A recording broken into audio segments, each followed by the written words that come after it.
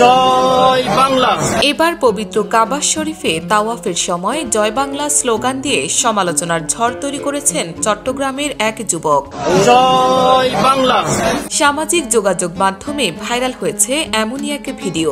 মাত্র কয়েক সেকেন্ডের এই ভিডিওতে দেখা যায় যুবকটি আল্লাহু আকবার ধ্বনি তালবিয়ার পরিবর্তে জয় বাংলা স্লোগান দিচ্ছে, যা হজ ও ওমরার পবিত্র নীতিমালার সঙ্গে রীতিমতো সাংঘর্ষিক। জয় বাংলা।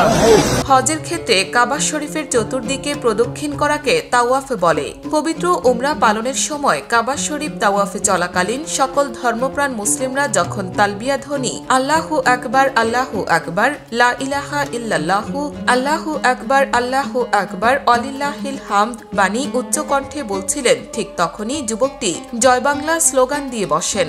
জয় বাংলা। পবিত্র কাবায় জয় বাংলা স্লোগান দেওয়া যুবকের নাম হারুনুর রশিদ, বাড়ি চট্টগ্রামের লোহাগড়া থানা সাগরদিঘি এলাকায়। গত 20 ডিসেম্বর আওয়ামী লীগের ধর্ম বিষয়ক উপকমিটির সদস্য সুশান্ত দাস গুপ্তের ব্যক্তিগত ফেসবুক পেজ থেকে আপলোড করা হয়, তবে ভিডিওটি কবেকার তা জানা যায়নি।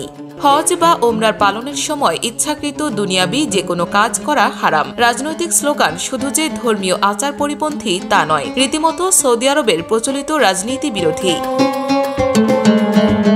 হজ বা ওমরা পালনের সময় প্রতিটি দলে একজন করে মুয়াল্লিম বা পথ প্রদর্শক থাকে, যিনি ওমরা পালনকারীদের করণীয় বিষয়ে উপদেশ দিয়ে থাকেন। মুয়াল্লিম বলেন, ইহরাম বাঁধার পরে হজ বা ওমরা পালনের সময় পবিত্র কাবা শরীফে আল্লাহু আকবার লা ইলাহা ইল্লাল্লাহু আল্লাহু আকবার ওয়ালিল্লাহিল হামদ ধ্বনির বিপরীতে দুনিয়াবি এসব স্লোগান দেওয়া উচিত নয়।